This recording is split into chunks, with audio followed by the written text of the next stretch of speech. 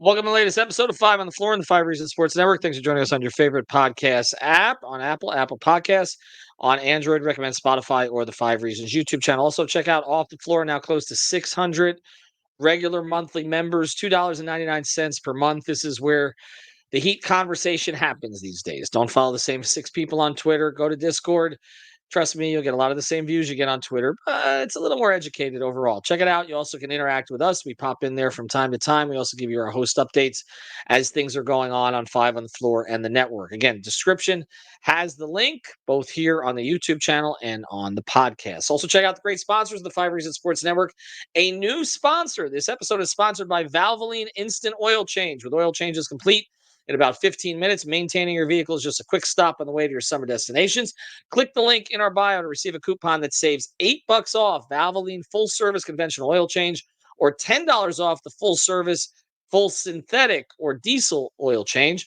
This coupon can also be switched out with other offers. So check it out. We've got the link here for Valvoline, again, right here in the description on the podcast on YouTube, and we're also going to be putting it on Twitter. And now, today's episode. Down the Biscayne. Yikes. Five on the floor. Ride for my dogs. Where here's the thing. You can check the score. Hustle hard, couple scars. Wearing bubble frogs. Just like Butler said, you in trouble, y'all. Kept the floor playing. Got it all banned. Y'all seen the block. Stop with one hand. And Pat we trust. Inspire, have the guts. We're here to bring the heat. Y'all can hang it up. Welcome to Five on the Floor, a daily insider show on the Miami Heat and the NBA, featuring Ethan Skolnick, Greg Sylvander, and Alex Toledo, plus others from the Five Reasons Sports Network. Welcome back to Five on the Floor. Here's today's floor plan. I got Alex Toledo. You can follow him at Tropical Blanket. I got Brady Hawk. You can follow him at Brady Hawk 305. Greg Sylvander was on playback today. He'll be back with us this week on the podcast. What we're going to talk about today is the Miami Heat's remaining move. That's right. Their remaining move, okay? I'm going to try to temper some expectations here if this has not been done already. Now, again, in our podcast, we have been telling you that free agency was not a place where the Heat were going to be playing a lot, okay? We told you that from the very beginning. We've been downplaying a lot of these trade rumors. It's interesting to me, okay, that people think that we downplay trade rumors to carry water for the organization when literally the lifeblood of this network is transactions. We get more clicks, we get more downloads, we get more money when they make moves. Why the hell would I downplay stuff, okay, if I didn't know it not to be happening? Makes no sense. All right. So we told you that DeMar DeRozan was not a likelihood. He wasn't going to take $5.2 billion.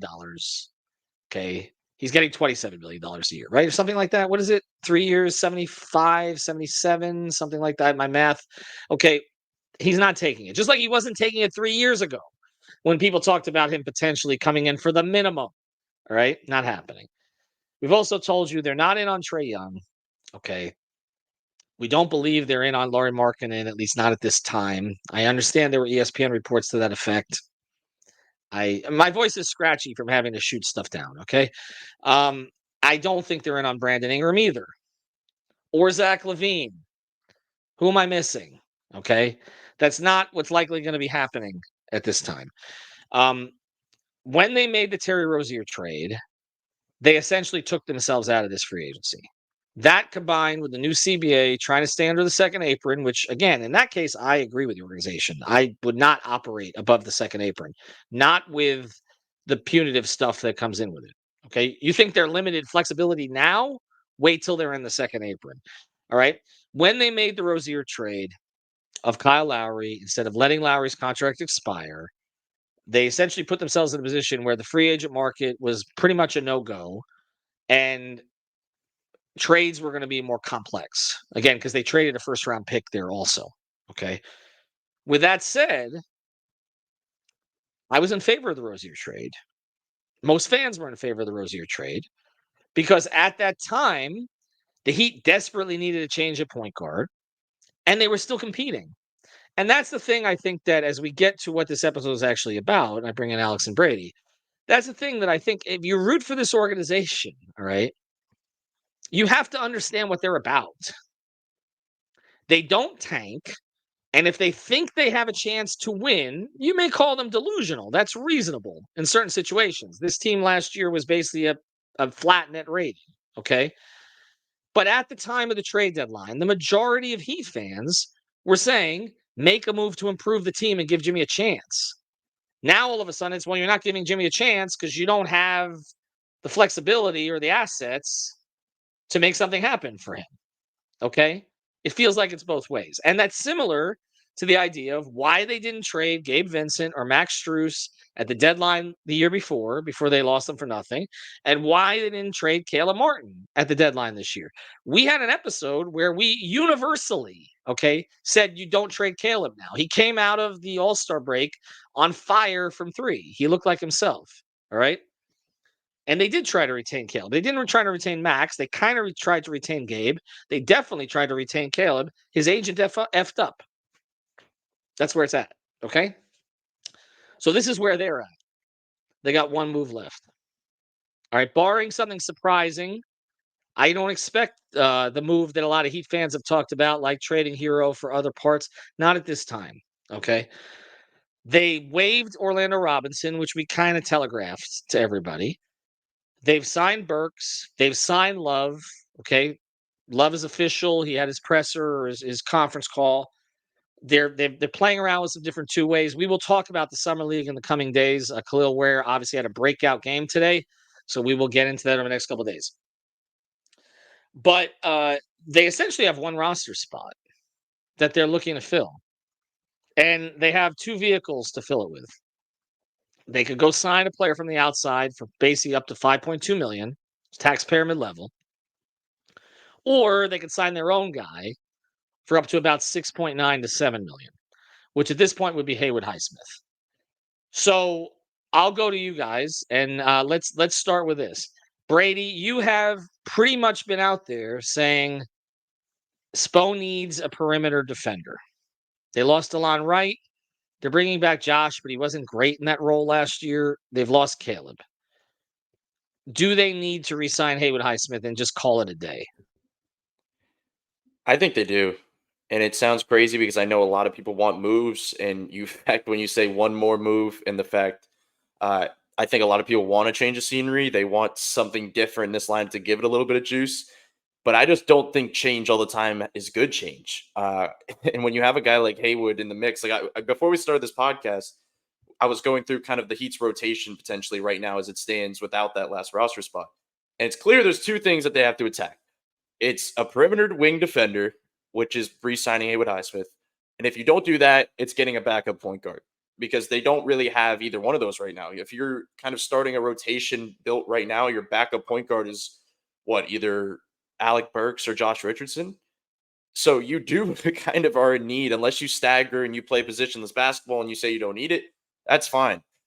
But I do think the bigger thing here is we've been talking about leaning offense, and it's been a thing for a while. But when it comes down to it, Eric Spoelstra and this Heat team leans on their perimeter defenders, not only on that end of the floor, but they've explored things offensively to maximize them. Like, their offense is based off of these 3-and-D type of players that could close games and play in a certain spot in the corners and slash and do all these things. Like, yeah, Jaime is going to have to be a major part of that if they don't bring back Haywood. It's Jaime, and that's pretty much it. Like, he's going to have to take a major jump defensively, and he's going to be a big part of the offense with his shooting.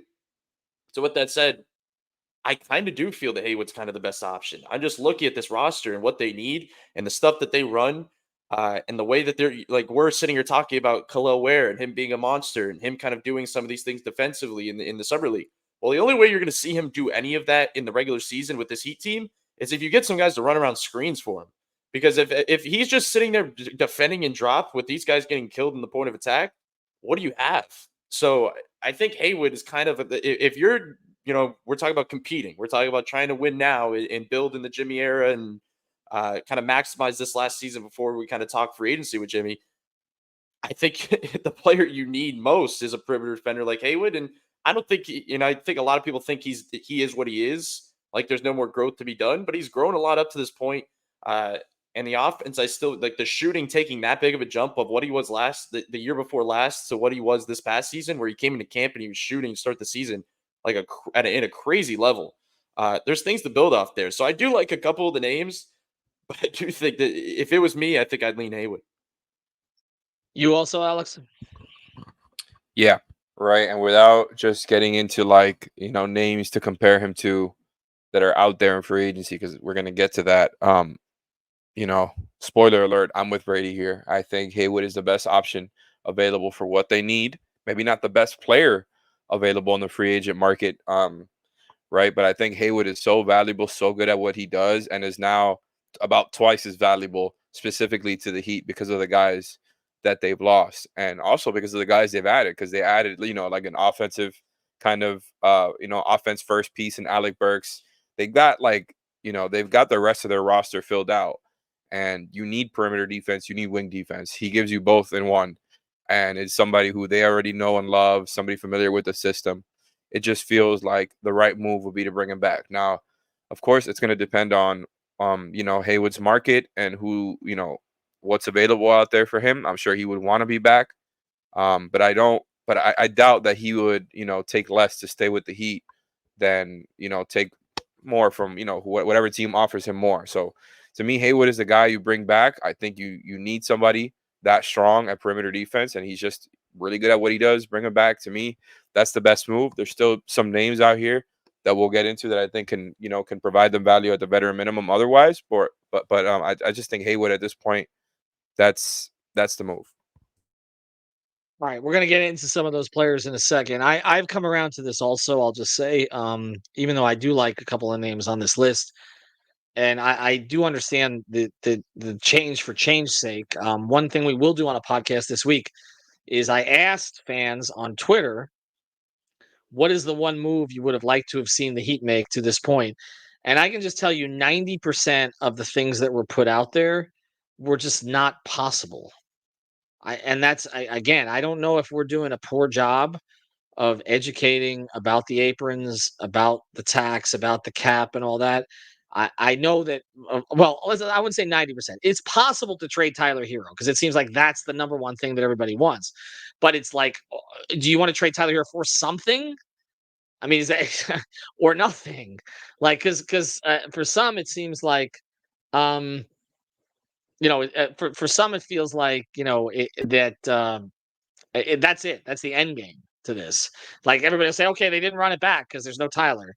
Does that make you better? Like, are you getting something to actually make you better in that? I think people are kind of have lost their way a little bit on that. So we'll do a separate episode on that. But we are going to get to some of these players they could look at here over the next couple of weeks. Before we do, want to mention a great sponsor, Prize Picks.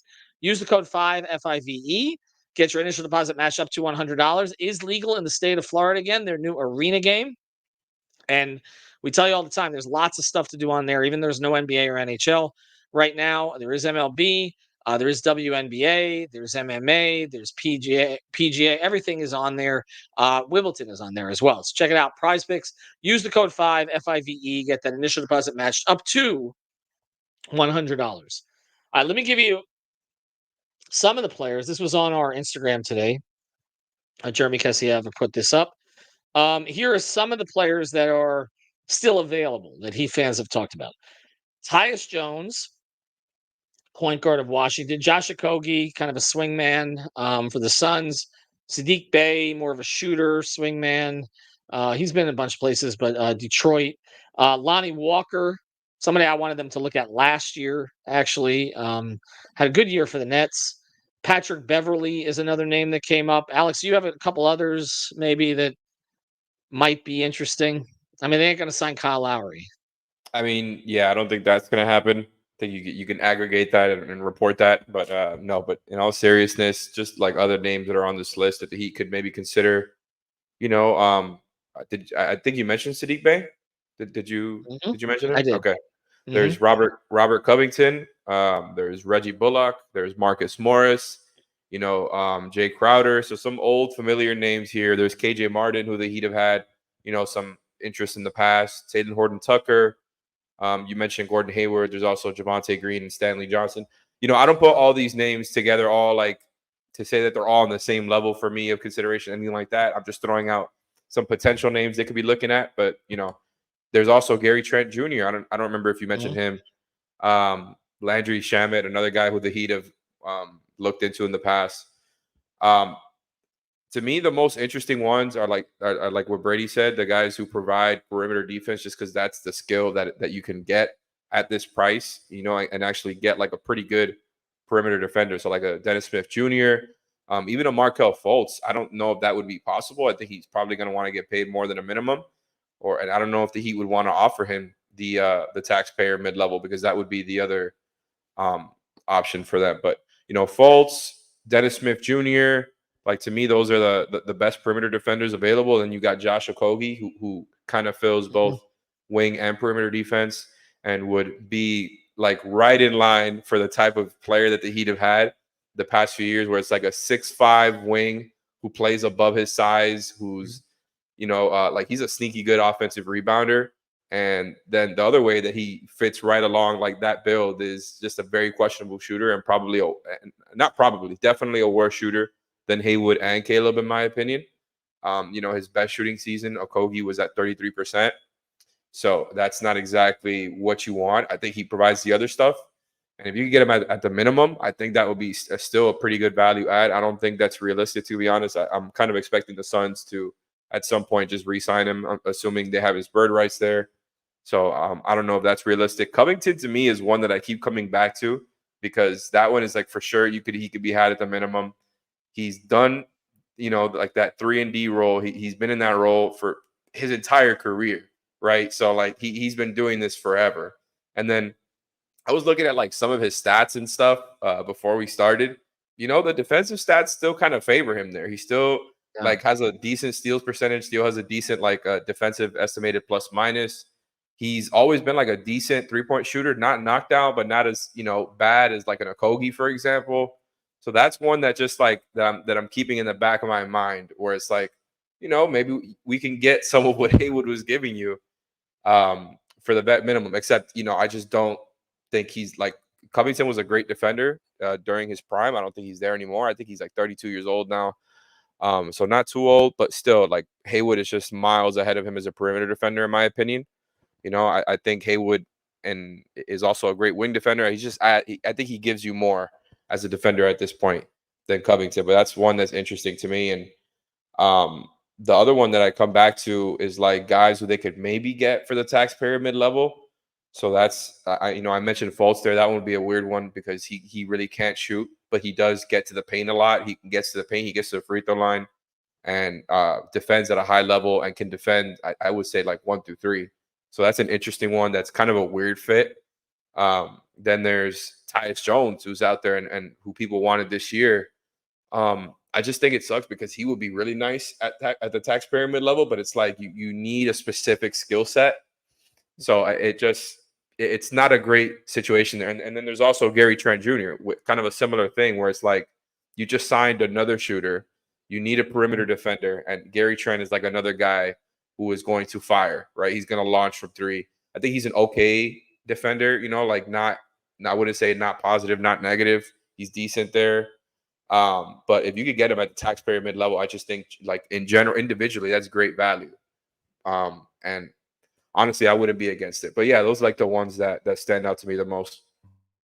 Yeah, I mean, I think Gary Trent Jr. made sense if you traded Duncan. I mean, if Duncan's still there, you've added Tyler. Burks. Or Tyler, right? But I mean, as long as they're still there, I don't think it's a need. I'll ask this. Well, Covington also is annually been one of the top 5 in the league in deflections.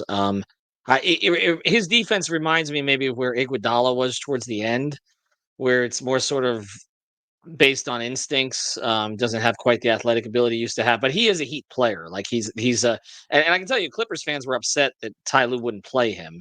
And much younger than Iguodala was when the Heat got him, if I remember correctly. He is. He is. But Andre kept himself in such crazy good shape that he still could provide a little bit, but it was still more on guile. I'll ask this, Brady, though. I think we're kind of in agreement on Highsmith, but Tyus Jones is someone who, I mean, his assist to turnover ratio is typically really good.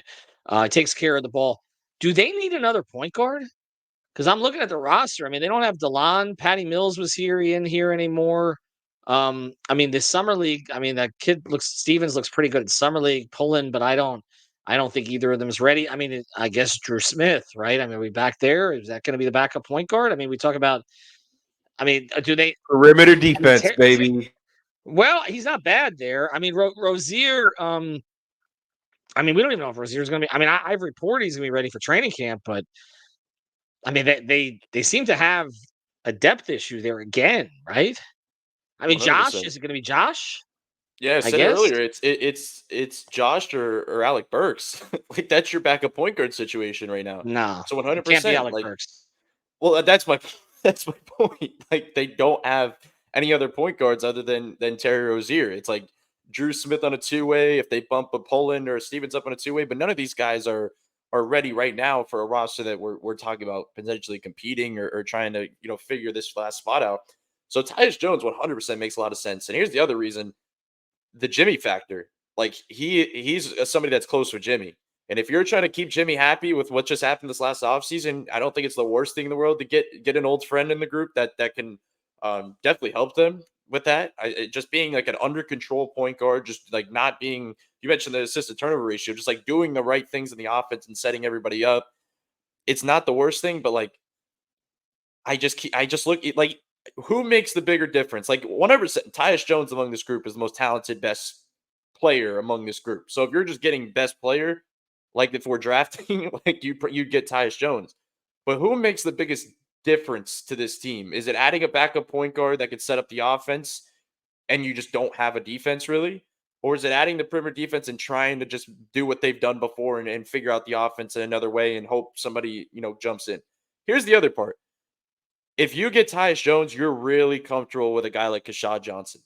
Like if you Mhm. think you have another Haywood Highsmith down the pipeline, which the one guy that is potentially is Kashad Johnson, just being a 3-and-D physical defender. If you, since he's on a two-way, if you feel comfortable with him and you feel you could play him in the regular season and he can kind of be that guy in the press that could guard certain wings and shut down that side of the ball, then go for Tyus Jones. But I just don't know if that's the move. I just still come back to it. Like the whole process of this undrafted thing has worked out. So if you're going to bet on anything, it's betting on that. But that's really taking a gamble because we know Spo has a major influence on this. And you're talking about the last spot. I believe Spo probably has a major influence on this last spot.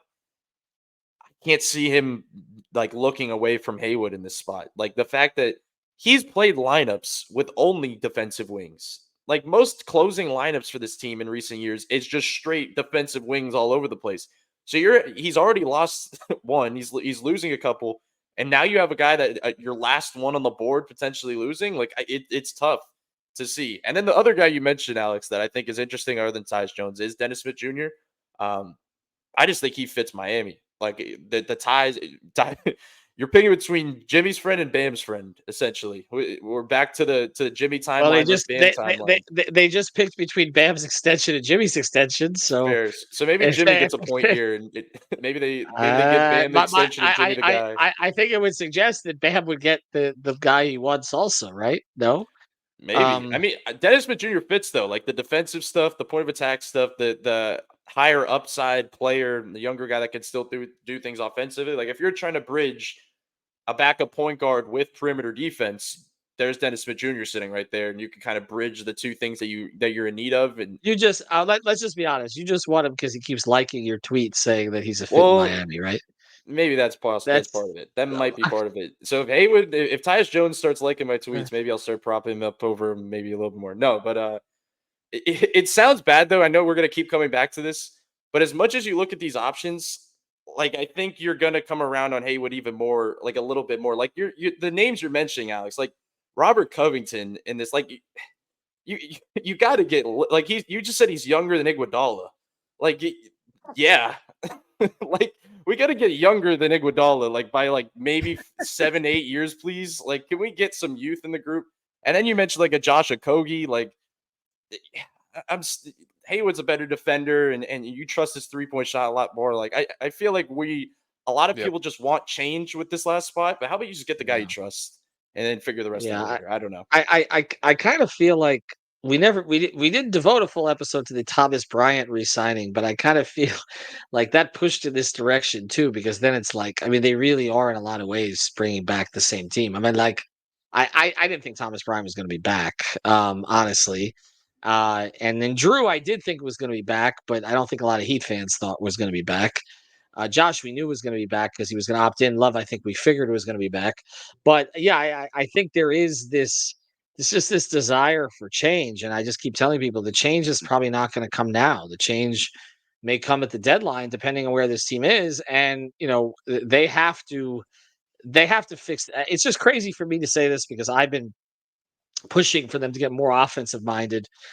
But I mean, the defense could fall apart this year. I mean, you're asking Bam to do a lot, and now you're asking him to do a lot more.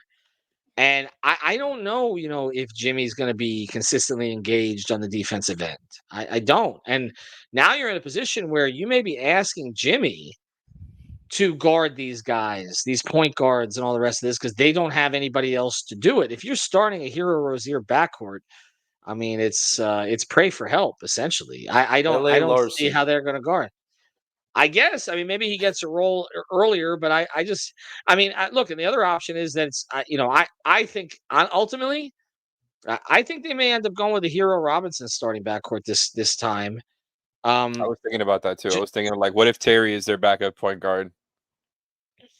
I'm not expecting that. It kind of feels like the current roster, and based on what Pat said about Rozier, and then what he said to me about Hero, that the lean here is to keep Tyler in the starting lineup, and I just don't see a Rozier Hero starting backcourt working. I don't, not consistently. Whichever one ends up on the bench, patches the game.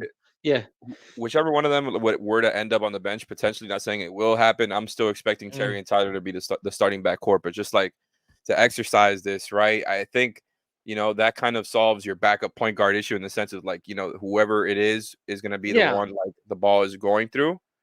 But then you're asking Jimmy to handle a ton too in the starting lineup. Like I mean, one of their better defenders right now is Pell Larson. Like at this point, you're doing this whole like lean offense thing where you better hope that Jimmy doesn't have to score a lot, right? Because the whole way your roster is built right now is like, okay, everybody else will help contribute to scoring because defense is not going to be our strong suit, and that's so weird from how it's been this whole era where it's like defense was what they were leaning into.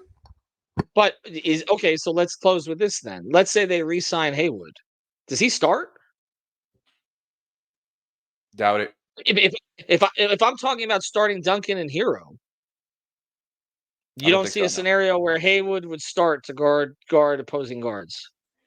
I'm not doing that. Have Duncan as much as you say you're leaning into like Jimmy and winning now and everything, you need to lean into your two young guys. If you're keeping your young guys around, you start Nico. You give Jaime a bunch of reps. Like I'm not for that specifically. That's why when you mentioned like Tyler, what about starting Jaime or Jimmy at the 2? Putting both young guys. One of them better have like a big uptick in shooting this offseason. Well, maybe Jaime if you feel comfortable with that. Then that's a perfect world. If he has an uptick in shooting, then that's your guy. And the other thing with Jaime is like if he comes off the bench, that's another guy that the ball goes through. Right, but could you see a start? I know people just want where to start now after one game, but like I don't think that's going to happen. I think that's something we could see later in the season. I mean, people are already forgetting about Jovic, like literally, like perfect 4 next to Bam, and now they're the same age too. Bam's not going to be a 5 anymore, so let's move him over. Well, you just benched him, right? I mean, could we see a starting lineup of? Let me just throw this one out there. Oh gosh, Hero, Hawkes, Butler, Jovic, Bam. Bring Rozier and Robinson off the bench. With where? And who would be the other one? Larson or Josh? Or Haywood if he comes back. Or Haywood. I think Burks is situational. I agree. That one I could see more. Then we're having the conversation media day where we're talking about Point Tyler and asking him the same question he's got 74 times about being the point guard, and then he says he's not. What if it's Point Hawkes? What if it's Point Hawkes? You put it. Or Pointovich. You're putting the ball in Hawkins' hands more often anyway, right? I mean, they're going to run got more a on ton the of ball. point guards.